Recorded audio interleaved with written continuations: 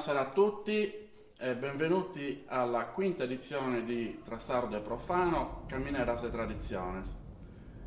Siamo all'ultima puntata di queste nostre chiacchierate del mondo folk, per questa edizione logicamente, poi bisogna vedere dalla regia se ci diranno se ne faremo altre in seguito, io presumo di sì, comunque, perché non abbiamo ancora finito di intervistare i nostri amici in giro per la Sardegna.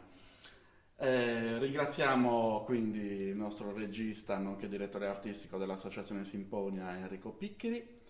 Ringraziamo la compagnia teatrale Il Crogiuolo nel nome di Rita Zeri per concederci questo bello spazio. E direi che possiamo iniziare la nostra bella chiacchierata. Ritorniamo in un paese importante per il mondo del folklore di cui abbiamo già trattato nella scorsa edizione con Matteo Azzeni per quanto riguarda l'Associazione Culturale Fedora Puzzo di Selargius.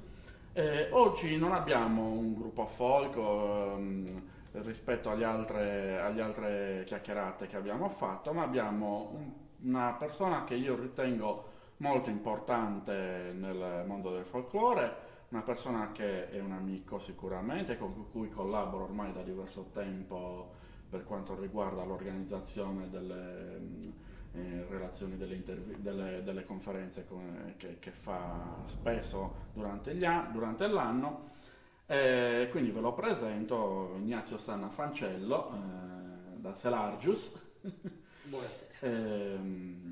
Neo presidente dell'associazione Bisus di Selargius, di cui poi parleremo.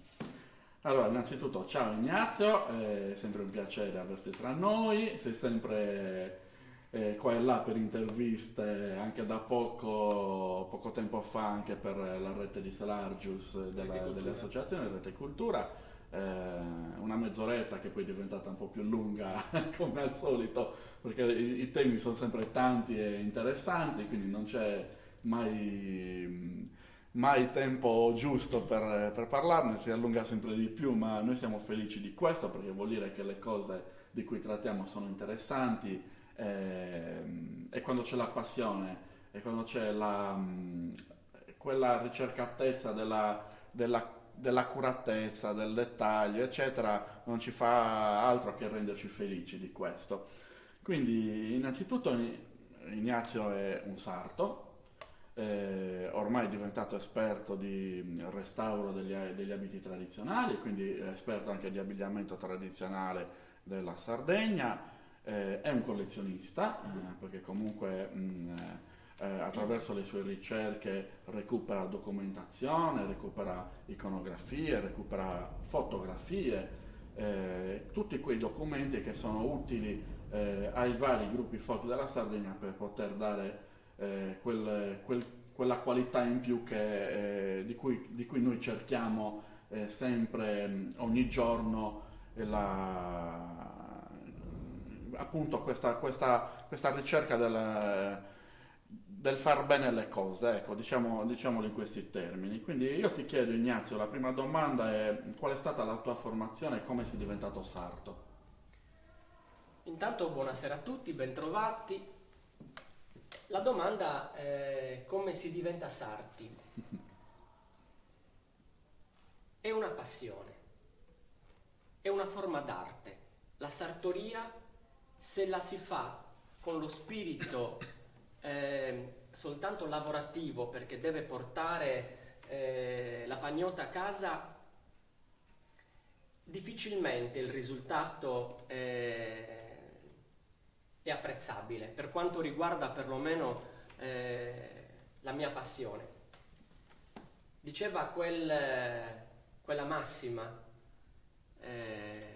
se tu fai il lavoro con passione non non è un lavoro.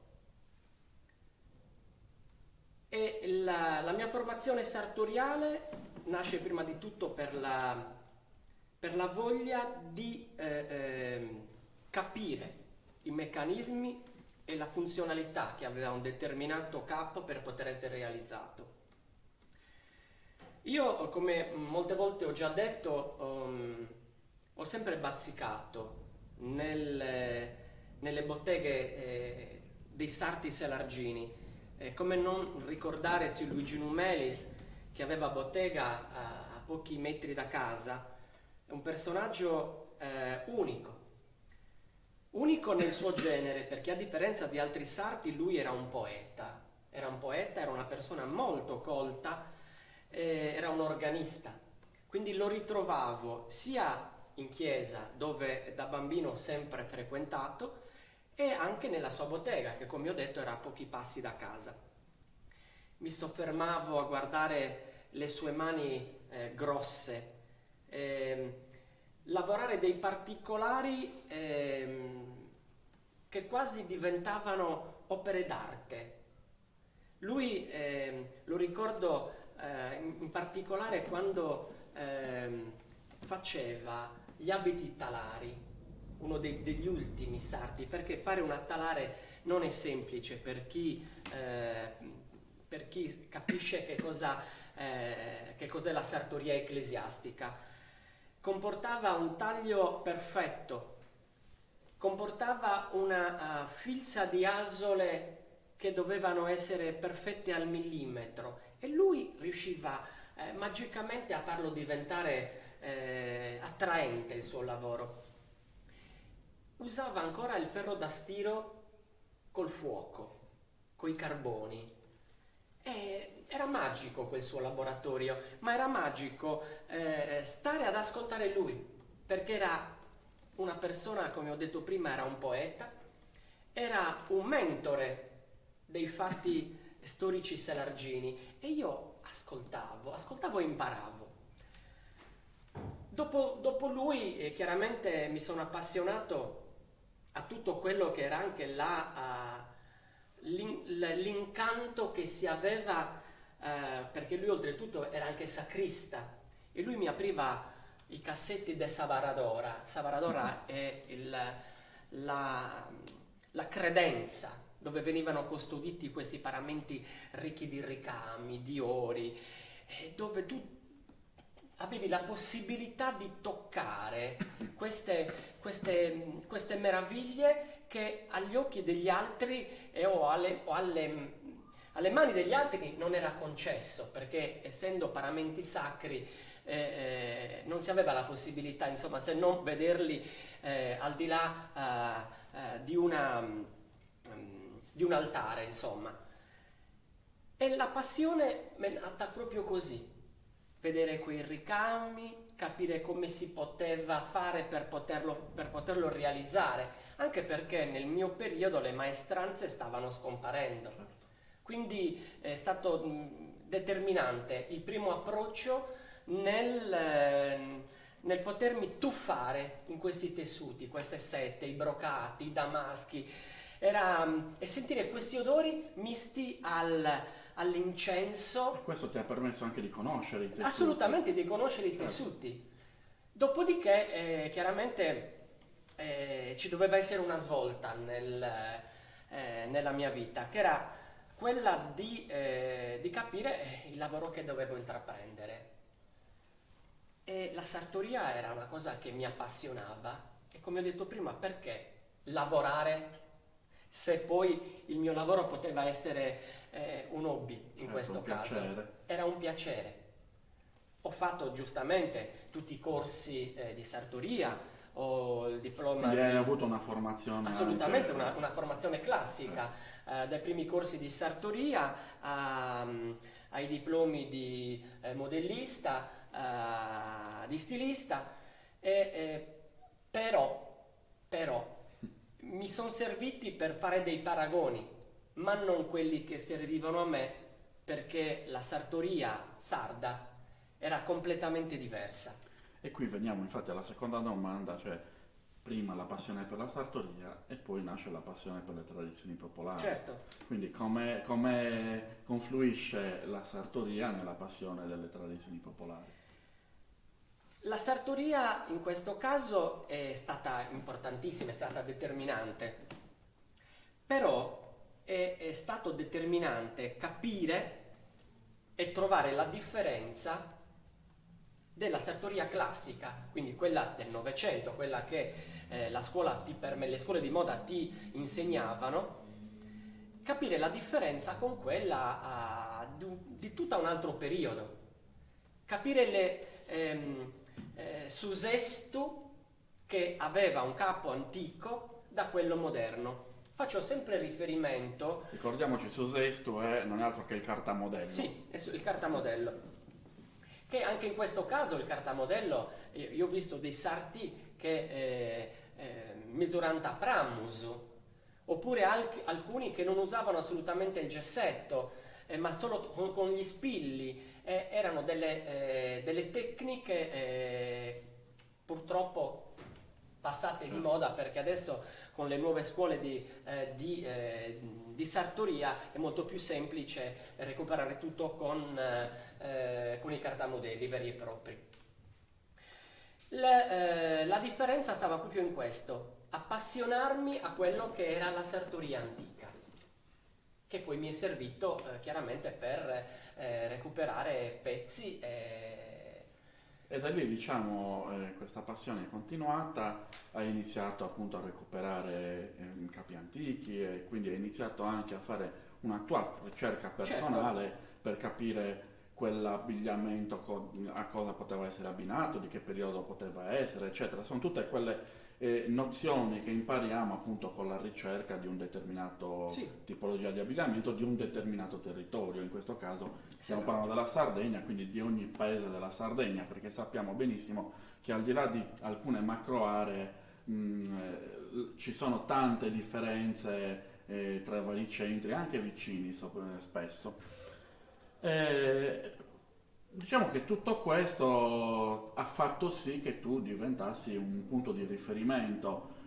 Ormai le persone vengono a cercarti per recuperare un abito di un determinato paese. Abbiamo visto tante volte le tue conferenze. Tra l'altro, per chi volesse vedere queste conferenze, molti interventi di Ignazio sono su YouTube nel mio canale, quindi li potete vedere tranquillamente quando volete, quindi non stiamo qui a ricordarli tutti perché sono veramente tanti.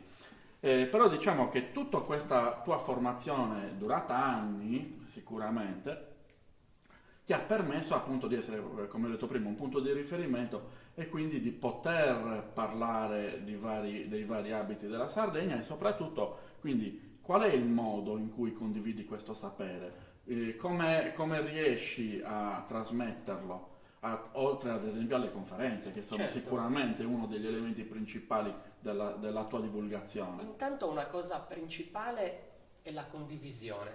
Esatto. La condivisione è importantissima. E un'altra cosa che bisogna sfatare assolutamente è la gelosia, l'invidia. La collaborazione con tutte queste persone che hanno lo stesso mio interesse e che nutrono la stessa emozione quando hanno a che fare con un capo.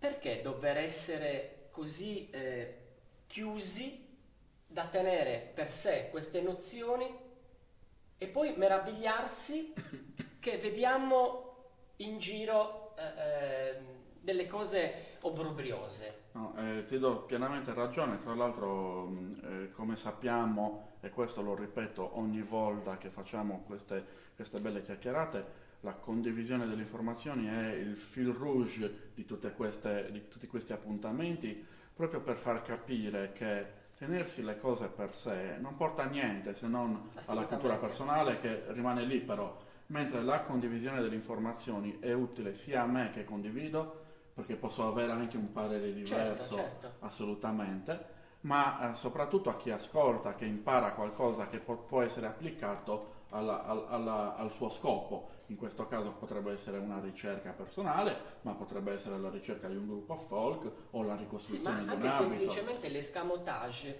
da recuperare per sviare i problemi e gli intoppi che si possono trovare in una ricerca, quando è molto più semplice affidarsi magari a chi già ha tastato questo terreno per poter permettere insomma sicuramente. una sana e autentica ricerca di quello che Sugonnottu ha dato Come al al paese. solito, io nasco, mi arriva una passione, cerco di formarmi, ci sarà sempre qualcuno che ne sa più di me, che mi può dare un consiglio, che mi può dare quell'informazione che mi manca, ed è questa la condivisione, appunto. Non è io so, quindi non è, studiatelo, cercatelo, non serve a niente fare così, Assolutamente. non serve assolutamente a niente.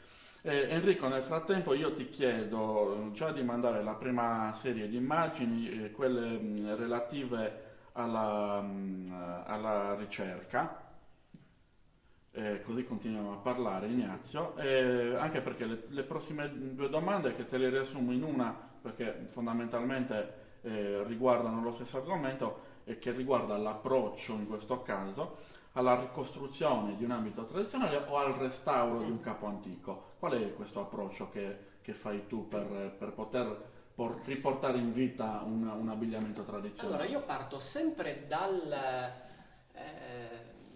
quello che viene più difficile, perché la facilità di un gruppo folk che si trova un abito vero e proprio nei cassetti delle nonne è un lavoro scontato, perché tu apri il cassetto e hai la fortuna di trovare questi abiti. Bisogna stare anche attenti perché nella memoria di questi cassetti possono essere custodite diverse epoche oppure anche diversi capi che possono essere giornalieri, possono essere dei capi da matrimonio, abiti usati per la gala, che uniti insieme chi non è esperto nel settore può fare confusione e trovare, non so, un abito da campagna con un capo che invece era un pezzo da indossare. Un minestrone, insomma. Ecco, quindi è importante anche questo.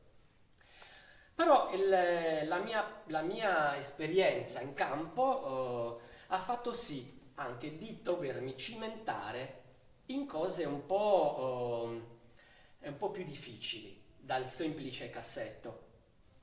Queste nozioni te le danno ad esempio gli atti notarili, atti giudiziari, promesse di matrimonio, dove ti trovi tanto di quel materiale che è appassionante.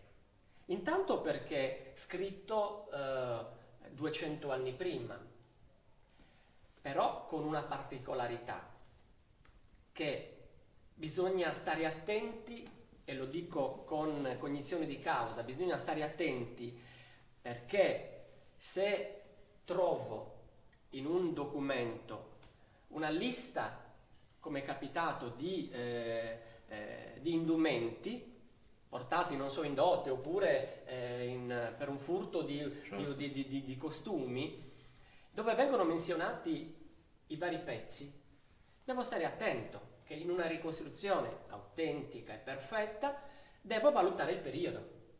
Perché se faccio, ad esempio, voglio ricostruire un abito descritto perfettamente, vi faccio un esempio adesso, un documento di un furto di un abito a Selargio nel 1803 e rubano un abito completo di tutto.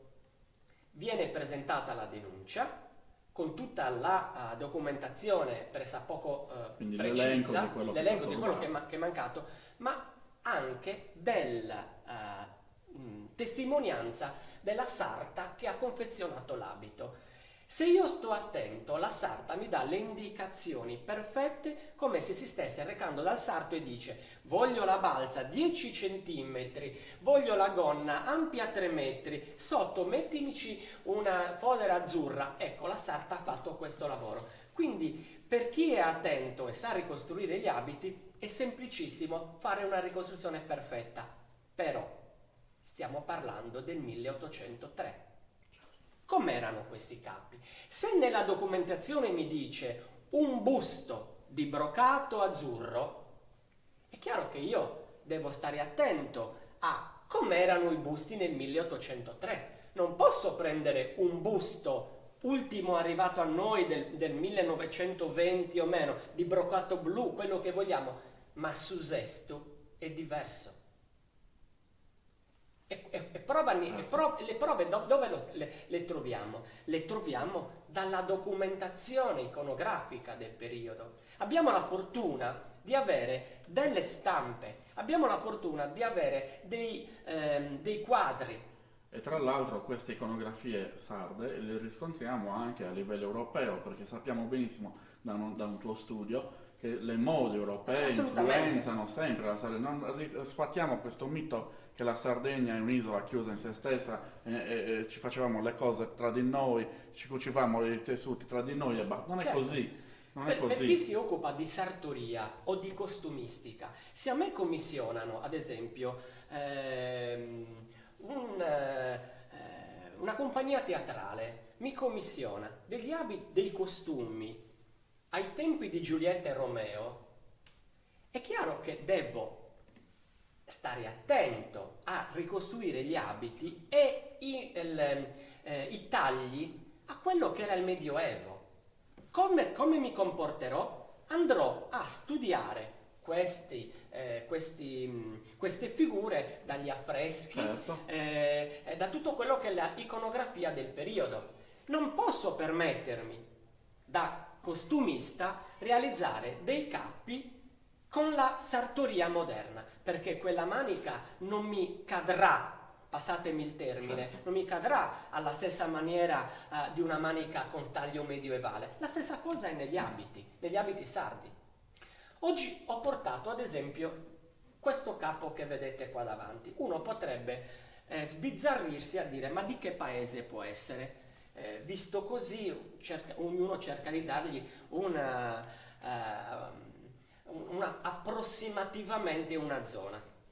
Ma se vi dicessi che questo è del Campidano di Cagliari, se vi dicessi che questo è per Campidano di Cagliari, io intendo i paesi che si affacciano al Cagliaritano, al Cagliari, quindi Serargio, Monserrato, l'Interland. Mi credereste? Qui c'è tutto. Molti direbbero no, non è possibile. Però, se io leggo in un testamento del 1803 ciponi di grana rossa con 8 bottoni per manica, cosa fa? Leggo ciponi e cosa faccio? Mi rifaccio su ciponi di Zia Giovannicca che nel 1940 ancora avevano un cipone. Succede così. Nel frattempo, mentre tu parli, io mi alzo e mi avvicino col capo alla telecamera, così lo possono vedere meglio. Parla pure io. Ecco, questo particolare. Mi sono trovato questo reperto.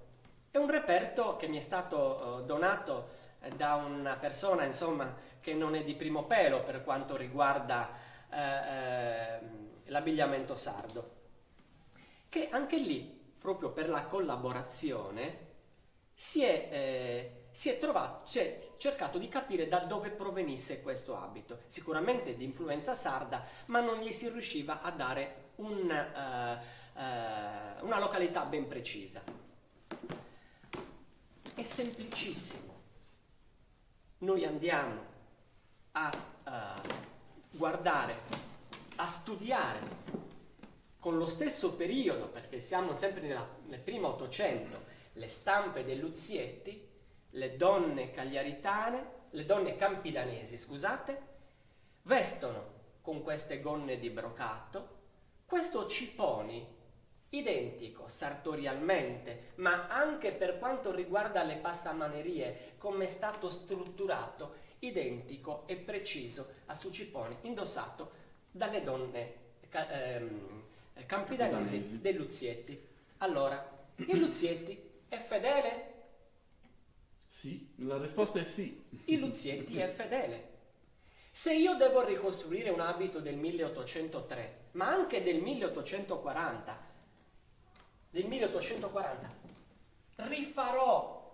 mi rifarò ad un abito di fine 800, del primo Novecento? No, sto facendo un falso storico. Certo. Ricordiamoci, la collezione Luzietti prende questo nome da colui che ha venduto la collezione. Certo, no? certo, certo. Gli ultimi studi, perché anche in questo campo non si finisce mai di continuare a ricercare, gli ultimi studi in questo caso della dottoressa Rita Pamela Ladogana,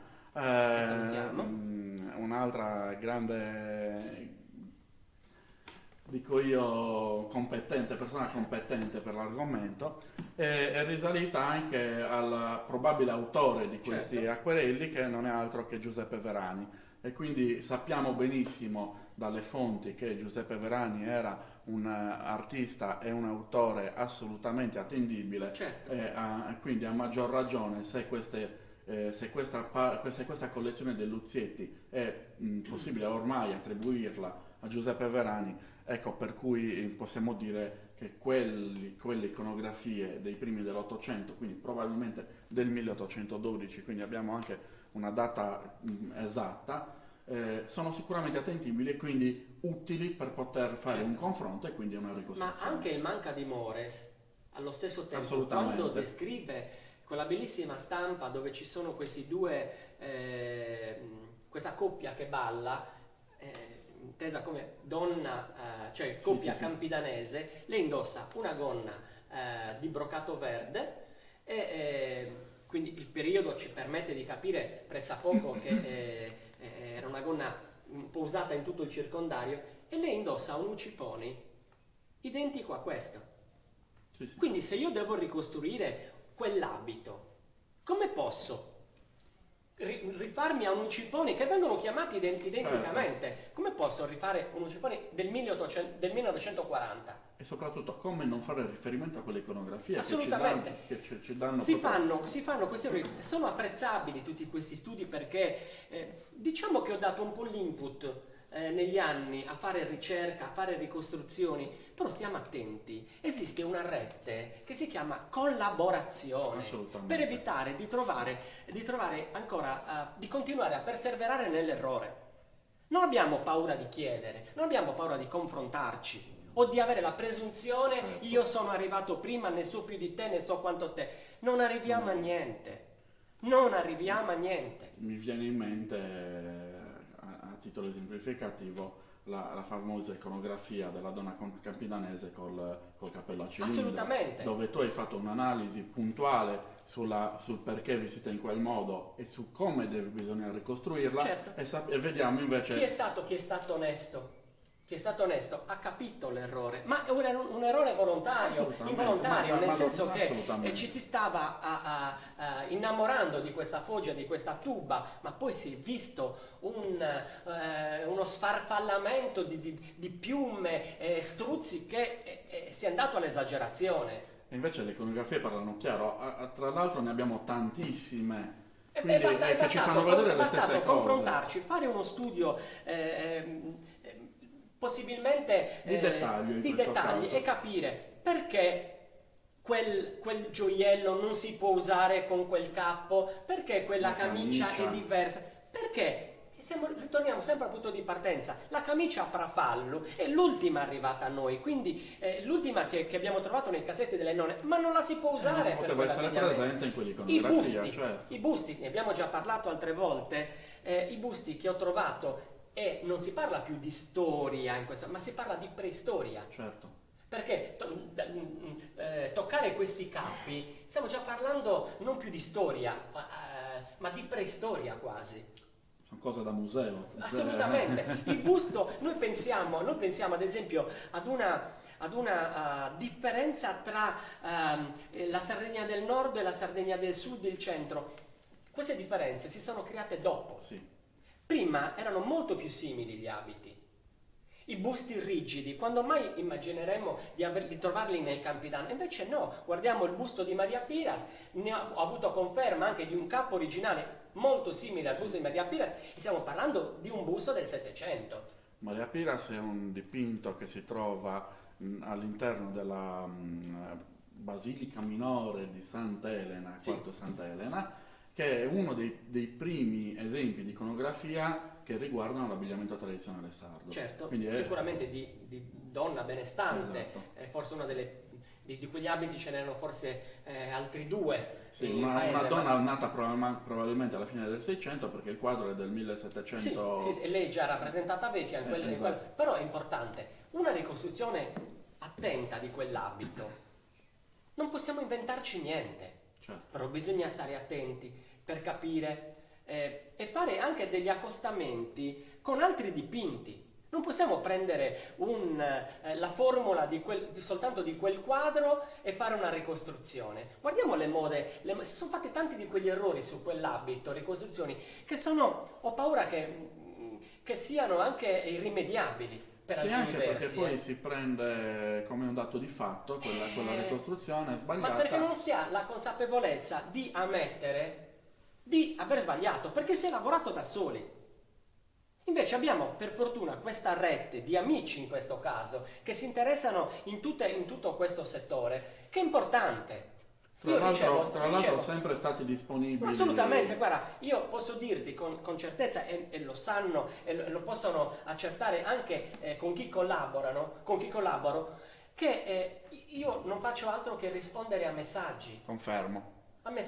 Ignazio, ma questo secondo te potrebbe essere valido ma guarda, ho trovato questa foto, ma secondo te quello che ha sotto potrebbe essere così? Guarda che quel tessuto che si vede in bianco e nero ha un riscontro con quest'altro, la foggia. Perché, ripeto, continuare a perseverare nella convinzione di essere perfetti E di sapere tutto e soprattutto. di sapere tutto. Io ripeto, con cognizione di causa e con dolo, dico sempre, e lo ripeto in tutte le conferenze che faccio perché ci tengo al mio paese, io sono stato uno dei primi convinti che la catena del matrimonio selargino fosse la catena del matrimonio. Oggi ho trovato dei riscontri in mio favore.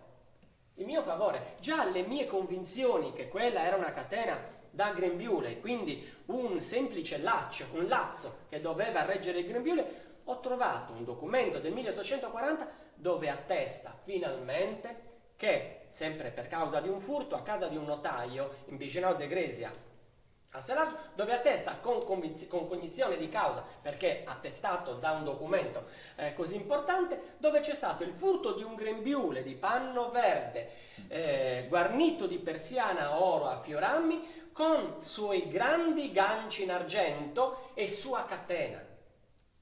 Più chiaro di così. Più chiaro di così. Più chiaro di così.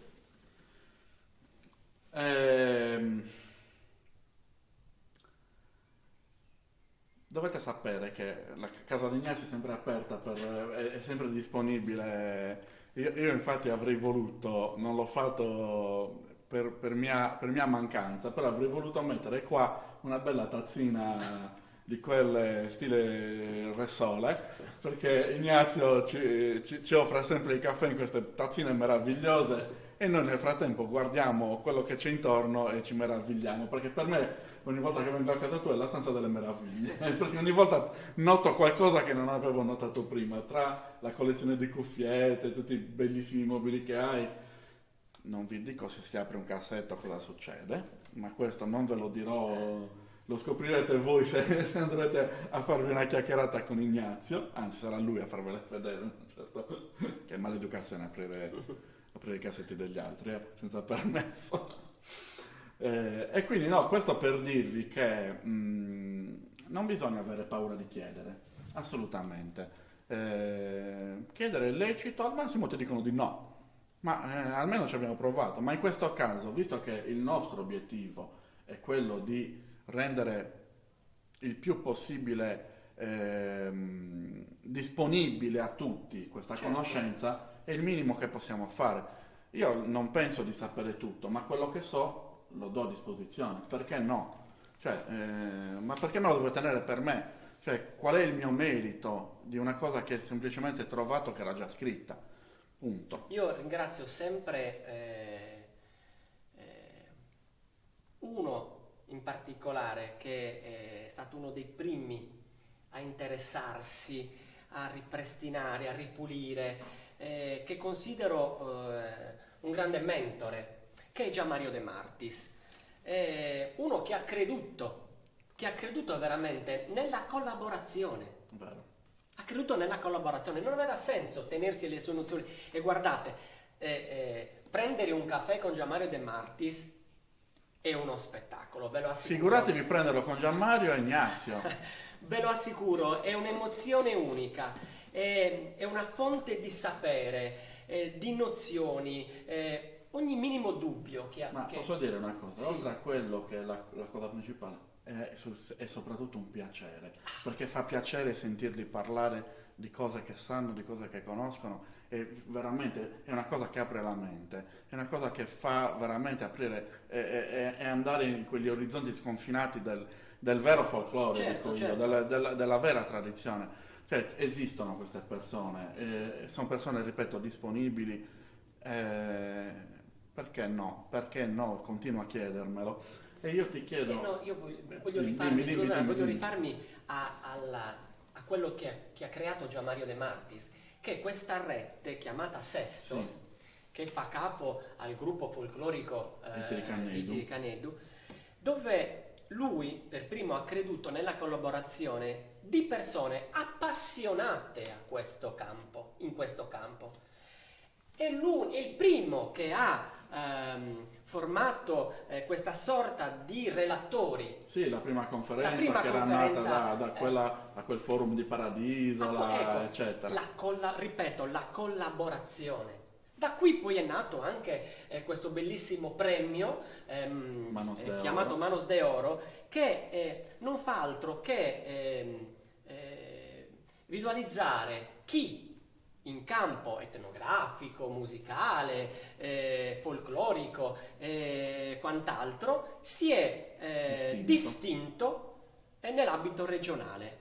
Ci sono stati dei premi E a qui, Orafi. e qui posso dire che abbiamo uno di questi premiati che è Ignazio. Che Quindi, è stata un'emozione unica, perché non mi aspettavo assolutamente questo premio. allora, tra l'altro, abbiamo anche 2 foto di questa premiazione. Se Enrico vuol mettere la seconda cartella nel frattempo, così andranno a scorrere la seconda parte di immagini, che è quella dedicata alle mostre, alle conferenze che ha fatto Ignazio, a cui ha partecipato. Quindi ci saranno anche un paio di foto dedicate al premio che gli è stato conferito, meritatissimo, dico io.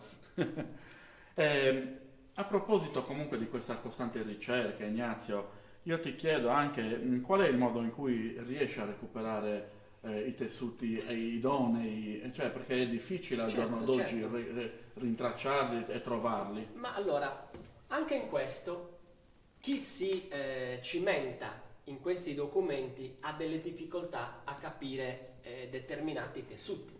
Tessuti che chiaramente erano in voga in quel periodo. Ma posso dirti, dalla persiana uno penserebbe La finestra. alla finestra, mentre invece è una sorta di brocato, è un tessuto anche molto importante. Oppure, come è capitato per me, trovare documenti dove parla di grana, un delantal di grana.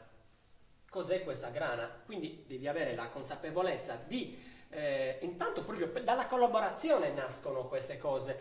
Ad esempio, grana viene chiamato il panno a Bitti o nei paesi limitrofi. Quindi nomi che sono arrivati, che sono rimasti lì ancora arcaici, certo. ma era il nome come veniva chiamato il panno anche da noi. O trovare la parola bigello. Io ho un documento Io mi bellissimo. ricordo Bagella, non Bigello, ma sto scherzando. Che Bagella salutiamo. è un Che negozio salutiamo, tra l'altro, bellissimo carissimo di amico. Sassari. Trovare la parola bigello. C'è una delle prime fonti di studio che mi ha fatto appassionare, era appunto Racconti del Valeri, che parlava della bellissima processione della Madonna d'Itria avvenuta a Selargi nel 1827-30. Sì, gli anni in cui è venuto lui. Gli anni che è venuto a Cagliari, insomma, in Sardegna. Beh, parla con le donne, con le gonne di Bigello. Allora, il Bigello.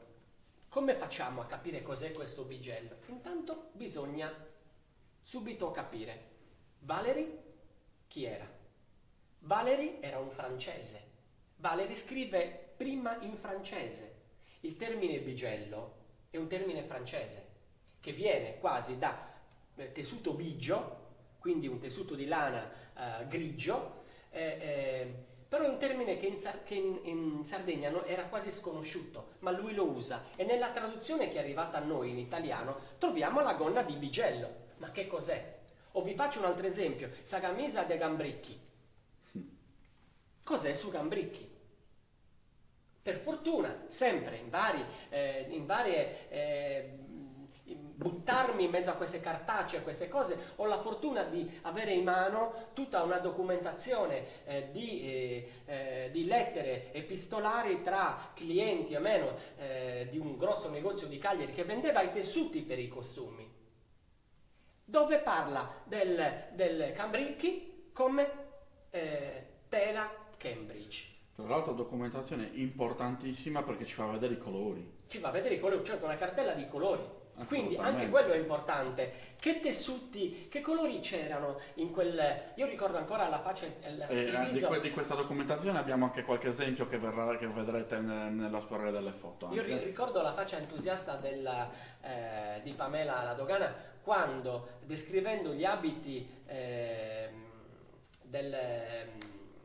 quelle tavole ricordami l'artista del Verani, dove c'erano queste panettere descritte nello stesso periodo di questa cartella di colori che avevo io, e confrontarli con la tavola erano identici. E anche questo è importante. Che tessuti, se io leggo persiana, in questo caso questo documento è ancora più importante perché certo, sta verificando esattamente quella querela. Certo, perché sono dei tasselli che devono assolutamente incastrarsi. Ripeto, come è confezionato un capo? Certo. Come lo riscontriamo? Lo riscontriamo da questi capi che sono archeologia quasi. Non dobbiamo inventarci niente, perché sì, è buona la buona volontà di fare ricerca, però non stiamo lì a dire sono arrivato prima, perché io prendo un documento... Le medaglie non servono a niente. Ma non servono a niente le medaglie, servono soltanto a fare uno sperpero di soldi, con la convinzione anche che se gli rimproveri, non rimprovero chiaramente in senso buono, dici guarda che non potrebbe essere quel capo fatto così perché tu l'hai ricostruito in base a un usestu del 1900, quando ci sono 100 anni di moda. Mi viene in mente Susanne Licu che aveva quel taglio in modo tale che non si poteva neanche indossare. Ma non si può indossare. E se io oggi lo dovessi rifare perché lo sto copiando da una stampa, non faccio altro che, basandomi sulle tecniche sartoriali di oggi, faccio un Montgomery. Certo. Le stoffe, le cose vanno recuperate anche... C'è tutta una ricerca anche in questo. C'è una ricerca, ci sono viaggi, ci sono soldi da mettere in mezzo, c'è tempo. Non è soltanto la confezione che è importante. No, assolutamente. È importante la merceologia. Tutto. Sono importanti le fodere. Sono importanti le passamanerie, i bottoni.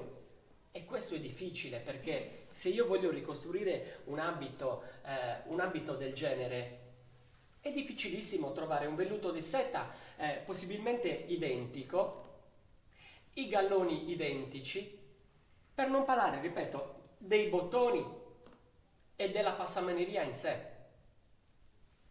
Il risultato cambia completamente. Certo. Ecco perché i miei viaggi sono sì di piacere, ma la maggior parte... Ma sono anche mirati assolutamente. Sono mirati assolutamente, anche perché ho tutta una serie di antiquari spagnoli, francesi, che appena sanno di trovarsi... Ma anche perché quelle stoffe da dove venivano? Se non assolutamente. L'ultima acquisto sono stati 6 metri di bellissimo velluto operato nero, identico ad un corpetto che abbiamo a Selargius. Che vergogna, dico io. Cioè, voi non avete idea, io ricordo ancora la scena, forse è la prima volta che c'è stato l'incontro tra me e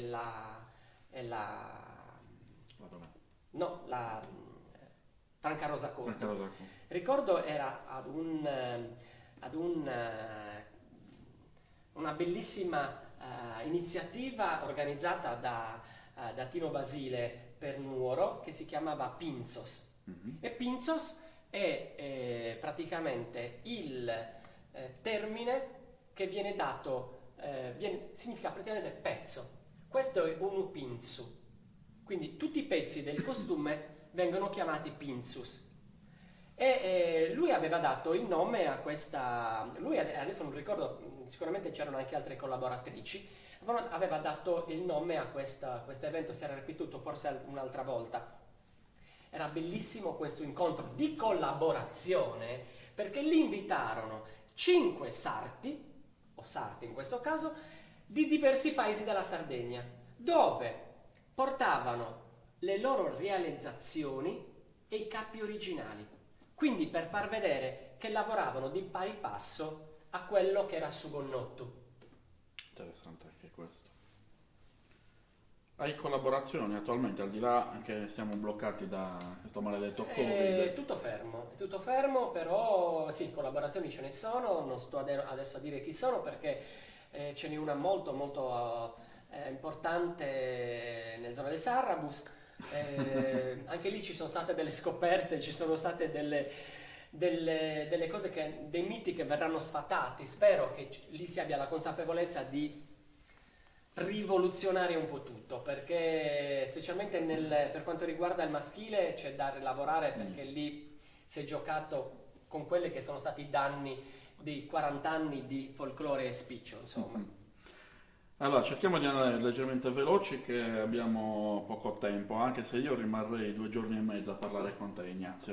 Anche se molte cose, ve lo dico già, collaborando spesso con Ignazio, le conosco, però ogni volta aggiunge sempre quel particolare che non ha detto la volta precedente e quindi rimango lì a assorbire il più possibile le sue conoscenze, perché è veramente un piacere ascoltarlo.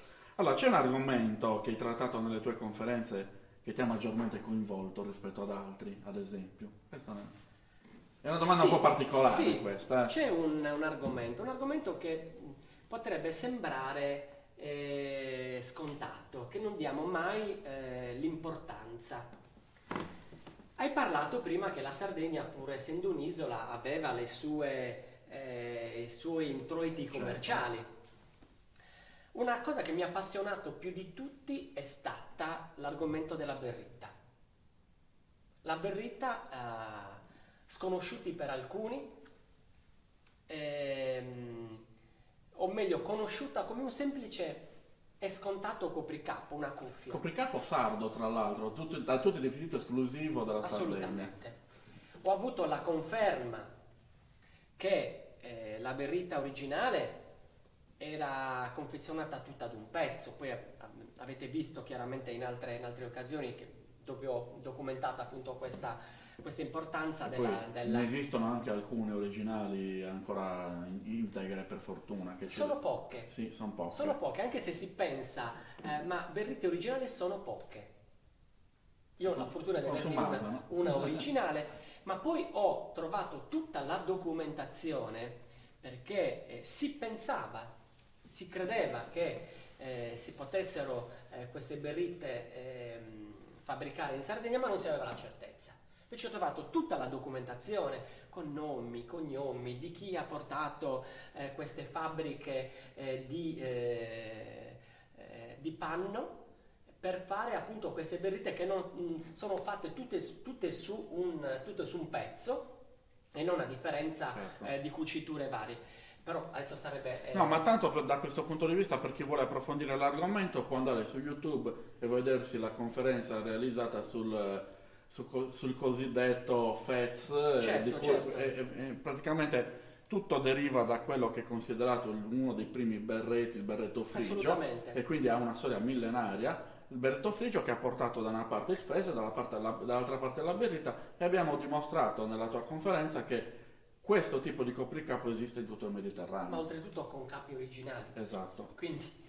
E un'altra cosa, grazie alla collaborazione di altre persone, siamo riusciti a ricostruire la berrita originale. Certo, perché tramite un mio viaggio studio che avevo fatto a Prato si conosce benissimo per la sua tessitura, dove lì c'erano proprio uno studio accurato documentato ancora con gli stampi originali del periodo, dove si creava il cappello alla levantina. E il cappello alla levantina viene nominato da tutti i viaggiatori del periodo, dove si usava appunto questo capo. E grazie a un ceramista che mi ha rifatto gli stampi identici, vi assicuro che ho chiesto lì al museo di poter misurare col centimetro i pezzi originali. Quindi ho ricostruito tramite un ceramista, Claudio Pulli, che ringrazio, non Claudio, Nanni Pulli, che mi ha ricostruito le anime di questi capelli, e poi anche Maria Bonaria Salis, che ha capito come erano costruiti con una sorta di feltro, con prove, riprove, per avere quella consistenza corretta a quei pezzi originali che ci sono lì a Prato. Quindi la collaborazione porta anche a questo, cioè uno studio preliminare, una presentazione in campo. Non abbiamo la convinzione di sapere o di e siamo riusciti a riprodurre il capo. Non puoi saperlo tu, non arriviamo a niente, smettiamola. Benissimo, ci stiamo avviando al termine di questa bella chiacchierata. Le ultime domande: innanzitutto parliamo di questa nuova associazione, l'associazione Bisus. Perché hai voluto fondare questa associazione e qual è lo scopo di questa associazione? Allora, lo scopo dell'associazione... Io ne faccio parte già anche... Lo scopo dell'associazione nasce tutto da un'idea che era necessario avere una sorta di istituire, perché era importante avere un punto fermo di questo nostro sapere. Bisus è la parola in sardo di sogni. Sogni, che è quello che vorrei che si realizzasse, quello di vedere uniti gli appassionati, riunire le nozioni che abbiamo e poter lasciare ai posteri un patrimonio culturale. Ma anche perché attraverso un'associazione è possibile anche pubblicare queste cose, ed è questo lo scopo futuro. È stato necessario oltre al fatto di divulgare queste conoscenze sia a carattere locale che a carattere regionale, e perché no oltre i confini del mare, no? Se sarà possibile, perché no? Tanto abbiamo già anche qualche contatto a questo scopo. E quindi benvenuta a questa associazione, perché le associazioni sappiamo che fanno sempre la cultura, e la cultura non è mai poca, e se ce ne vuole sempre. Non è mai tanta, scusate. È sempre poco. Cosa pensi del folklore sardo attualmente? Qual è il livello? Allora, io sto notando un miglioramento assoluto, perché il turista... Faccio sempre questo esempio. Io da turista, se vado a vedere, non so, la sagra della polenta, vorrei vedere la polenta, vorrei vedere come si fa la polenta, vorrei vedere tutti i piatti che si cucinano con la polenta, ma non voglio essere preso in giro, vorrei che quella fosse polenta. Adesso ho usato il turista che viene in Sardegna e che si incanta a guardare questi abiti deve essere è una persona intelligente, cioè sta venendo in Sardegna per vedere la sagra di Sant'Efisio, certo, non sta venendo per vedere la sagra dei carciofi, vuole imparare, perché sentirsi dire ma in Sardegna vestivano così perché fotografa un determinato gruppo. Questo, sapete cosa significa tra 100 anni?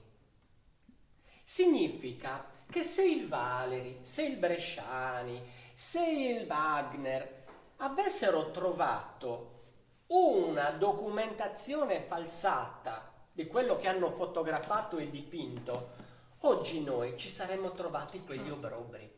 Grazie a quei turisti di allora, quegli studiosi di allora, noi oggi possiamo avere la certezza che hanno fotografato il vero. Il io turista penso che fotografa invece un obbrobrio, tra 100 anni diranno in Sardegna è legittimato che ci si possa costruire un abito spiumato come abbiamo visto. Purtroppo per anni è stato fatto questo, quindi io mi metto già nei panni dei ricercatori del futuro che incapperanno in tanti di quegli errori inconsapevolmente, perché loro avranno quelle di fonti, e solo chi riuscirà a entrare dentro questi argomenti e a scovare magari quel libro scritto che dice attenzione che tra gli anni tot e gli anni tot ci sono state delle cose sbagliate, ad esempio, se io non trovo quella notizia prenderò tutto per buono. Certo. Ed è questo l'errore che dobbiamo cercare di evitare. Dobbiamo Non è, metterci. cioè, ricordiamoci che ognuno può fare quello che vuole, basta che lo chiami col suo nome. Se deve fare tradizione, deve rispettare un certo tipo di pensiero, una certa mentalità. Non può improvvisare le cose, non può inventare nulla. Guarda, quello che vedo adesso dai gruppi è che non interessa più fare spettacolo. Perché vedo che molti gruppi sono veramente appassionati da non fare più spettacolo, ma fare cultura. Fare cultura. L'obiettivo principale di un gruppo folcloristico dovrebbe essere quella della onestà culturale. Esatto, questa è l'altra parola importante. L'onestà culturale. A cui dobbiamo fare sempre riferimento. Dobbiamo essere onesti e dire questo è stato trovato, questa è un'ipotesi che potrebbe essere plausibile o no, ma non c'è la ricostruzione perché non ne siamo sicuri. Non ci vuole molto. Oppure la vuoi fare, te la metti a carnevale e siamo tutti felici. Cioè, detto chiaramente, ormai ci sono tante associazioni a cui fare riferimento, non solo figure come te, come Gian Mario De Martis, ma un'associazione culturale Fedora Puzzo di Salargius, una Villa Urbana. Guarda, ce ne sono centinaia di gruppi che hanno. Ma siccome no, ascolta, siccome già da tre puntate che non lo nominiamo, merita una nomina anche oggi, Oscar, che così torna primo stiamo scherzando, Oscar, sei sempre nei nostri cuori. In effetti ne abbiamo parlato l'altra volta con Noemi, ci siamo dimenticati di citarti, lo facciamo adesso, dai, anche a nome di Noemi, quindi vale doppia questa, dai. Adesso tornando a noi, tornando a essere un po' più seri, Ignazio, quindi mi stai dicendo che la situazione è migliorata assolutamente e che è possibile migliorarla ancora. È dispendioso, Assolutamente. È dispendioso perché, ti faccio un esempio, chi fa spettacolo continua ancora a essere chiamato per fare spettacolo, quindi ha molta più possibilità di avere anche un introito economico, che è importante per un gruppo folk. Certo. Chi invece, ahimè, ha questo compito di fare cultura, molte volte. Lo sappiamo benissimo che la cultura molto spesso non paga, però a lungo andare io mi sono reso conto che ci sono gli apprezzamenti dalle persone competenti e quelli valgono più di tutto il resto. Perché sto notando che anche come si dice, gli impresari o le associazioni delle feste paesane, eccetera, eccetera, stanno richiamando e ricercando la qualità. Guarda, io nel mio piccolo posso dare questa esperienza. Diversi anni fa avevamo fatto lo chiamavamo un incontro per i turisti che venivano dalle crociere nel quartiere della Marina, dove facevamo vedere uno spaccato di tradizioni sarde. E mi avevano chiesto la mia la collaborazione da parte mia nel campo del ballo e nel campo anche cioè mi dovevo ballare con l'abito tradizionale. E quindi però ho messo dei paletti, ho detto attenzione, è vero che stiamo parlando di turisti, ma non dobbiamo prenderli in giro i turisti, quindi se dobbiamo parlare di come sono vestito, io con quel vestito posso fare quel determinato ballo. Poi è vero che in quella serata ci chiedevano di fare 3 balli ad esempio, quindi anche un balletto mettiamo, Certo. però lì bastava specificarlo, attenzione, vi facciamo vedere anche quest'altro ballo, ma ricordatevi che non appartiene a al quel centro abitato di come sono Che vestito. tu rappresenti. Cioè, basta essere chiari e non bisogna dare false notizie, eccetera. Quindi le cose si possono fare tranquillamente, anche riproporre anche cose di altri paesi, per carità. Basta essere chiari dal primo momento. Ma guarda che secondo me ogni comunità ne ha materiale Assolutamente. per Assolutamente. poter essere rappresentato, perché ripeto, il gruppo folcloristico è il biglietto da visita del paese. Assolutamente. Ricordiamoci, Io il ne gruppo sono folcloristico convintissimo è di il questo. biglietto da visita del paese. Caro Ignazio, abbiamo praticamente concluso e ti faccio l'ultima domanda e ti chiedo di concentrarlo in una parola, in una frase, in un concetto, come vuoi tu, di cosa è il folklore per te. Allora, È difficile, non è facile no, questa non domanda. non è facile, infatti ci voglio girare, intorno per arrivare alla mia risposta. Sì. O meglio, come vorrei che fosse. C'è una bellissima che mi ha sempre appassionato, questa là dove senti cantare, fermati, i malvagi non conoscono canzoni.